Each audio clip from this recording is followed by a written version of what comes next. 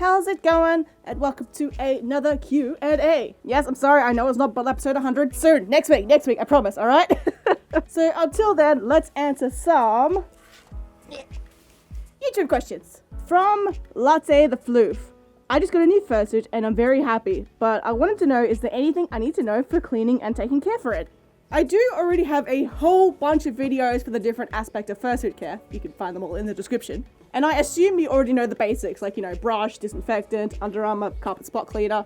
So beyond those, I think I'd say make sure you've worked out a good place to store your fursuit where all the parts can get some air.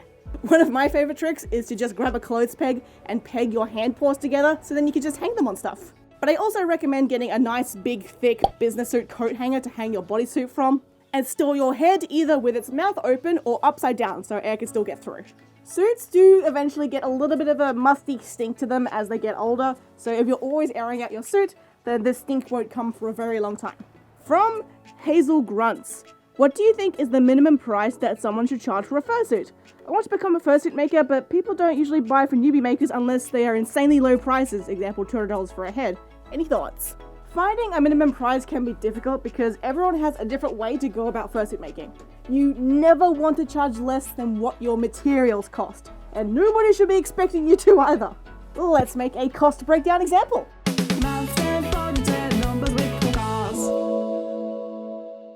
Alright, so let's say you first bought 5 yards of fur in 2 different colors for $120 each. You also bought a chunk of upholstery foam for $10. Now let's say the head you made used 2 yards of your first color, 1 yard of your second color, and about 25% of your upholstery foam. So that'd be $48 plus $24 plus $2.50, which equals $74.50. That's not the end of it though.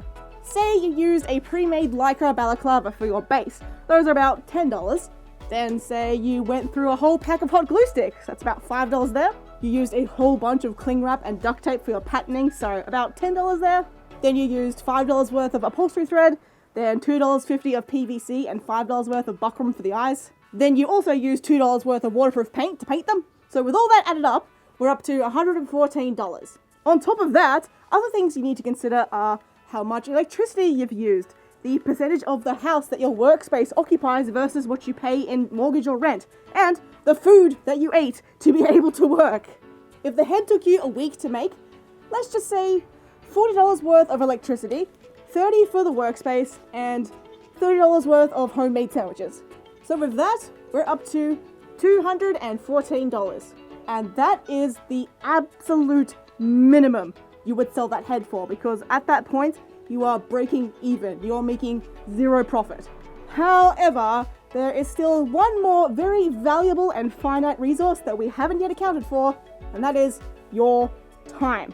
The minimum wage in the USA is $7.25 per hour, and a lot of fursuit makers are charging far less than that to be able to please everyone who thinks their prices are too high.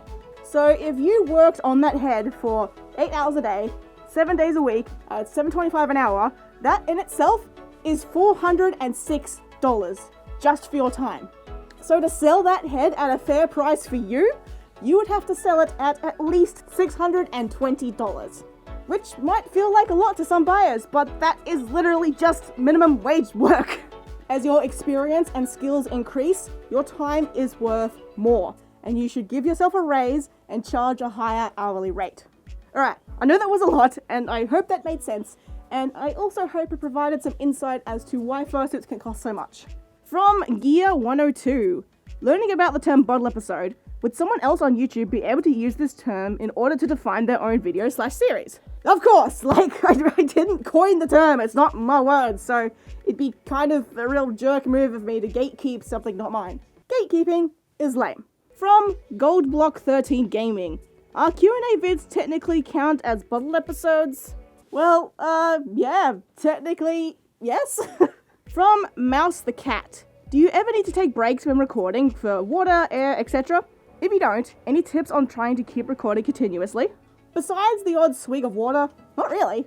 I generally only film one video at a time, and my filming sessions can go anywhere from 40 minutes to 2 hours, all depending on how well my brain wants to work that day. I make sure to eat beforehand, I've always got a bottle of water. Actually, I lied today. Today, I have Pocari Sweat. I don't film on really, really hot days. My fursuit heads all have really good ventilation. I wear my Under Armour. Off camera, I'm usually wearing shorts. Wow. So with all that, I don't really need to take breaks. Like, it's pretty easy to fursuit when all you're doing is sitting around. From SwirlyCat555. Hello Pocari, I want to make a fursuit of my Sona someday, but he has a zipper as part of his design. Do you know if this is possible? I've never seen a zipper on heads. Thanks. Absolutely. There's actually 4 ways you can go about it. Firstly, you can actually just straight up buy large novelty zippers. It might not be exactly to your character, but it's the easiest choice and it'll actually be functional.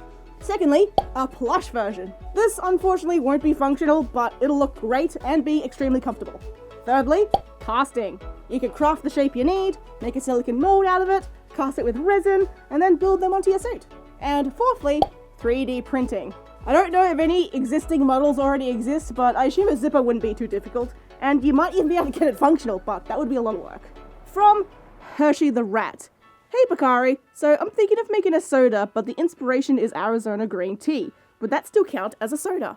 When it comes to soda brews, there are literally no rules. Like, I actually designed a milk soda brew for someone once. Oh yeah, and I totally did an Arizona green tea one too. Feel free to go completely nuts. Like, go make a heckin' dish soap soda brew or something. Like, if it's a liquid, it can be a soda brew. That goes for rebottled soda brews too. Like, who knows, maybe one of the drink corporation's factories went bust and they decided to turn it into a dish soap factory instead, and then kaboom, and then pretty bottles, and then dish soap soda brews.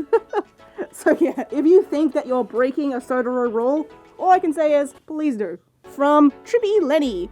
Should I wear a balaclava even though I lined my head? It's lined with a different material, not lycra or anything. I would love to hear some advice. I think the best way to go about it is, if you think you're going to be sweating, wear a balaclava. If you're an extra sweaty person, just like me, just wear one all the time. Otherwise, feel free to just do it when you're going to like wear your suit for a long time, go on a long walk, it's an especially hot day, like anything that inspires the perspire. Because while it's great your head is lined, unless it's removable, it's going to hold that sweat and contribute to making your head a little bit stanky. Disinfecting the inside of your head each time will help that a lot, but it helps even more if you protect that in the first place by wearing a balaclava, which you can just easily take out and wash. From Meat Ghost. What's the best fursuit you've seen?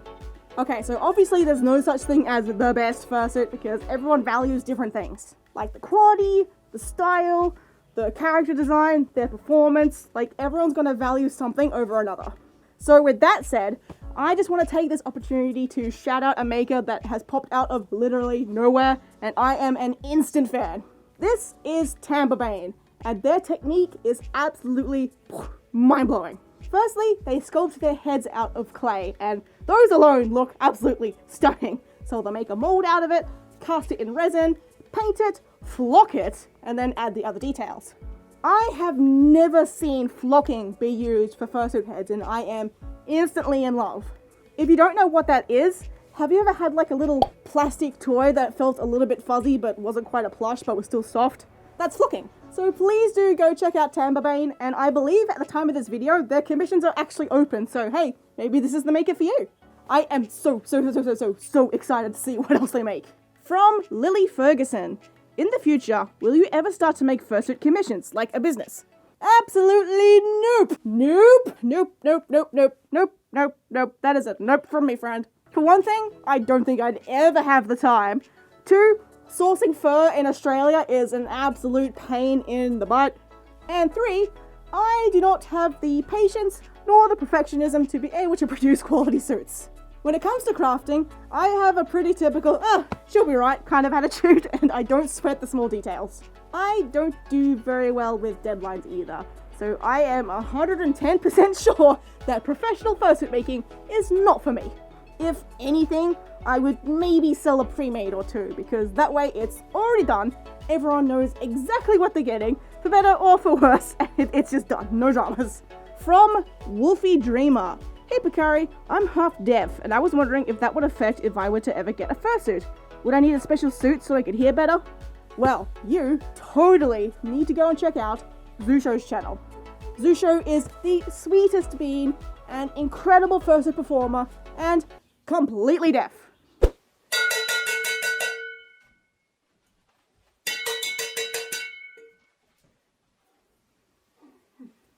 always has an absolute blast fursuiting, so I highly recommend giving his awesome videos a watch. As long as he's got someone with him when he's fursuiting outside of his house, he's all good.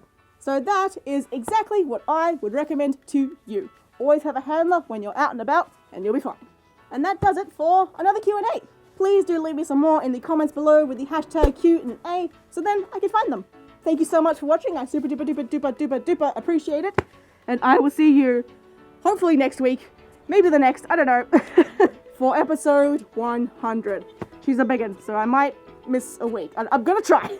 Thank you again. Stay safe, stay awesome, and I'll see you in the next video. Bye! This month's anniversary shoutouts go to Dantas Volk, who's been here for 4 years. Oh my god, thank you so much. And then for 3 whole years, we've got Dorogabo, Mobius, One Fog, Viper, Skullswolf, The Pirate Cove, and Grody-chan. Thank you guys so much. For 2 years, we've got King Kazma, Bleo Dathi, Troublemaker Studios, Jackpok, Shell Music FS, Justin MF, Jupiter Storm Dragon, Chibi Okamo, Draxfur. And for 1 year, we've got LW, Katie Sin, Scotty McScotch, Sitka Leon, Umod, Draco X Gaming, and Pixel. Thank you guys so much. Whew, wait, that was a hard one.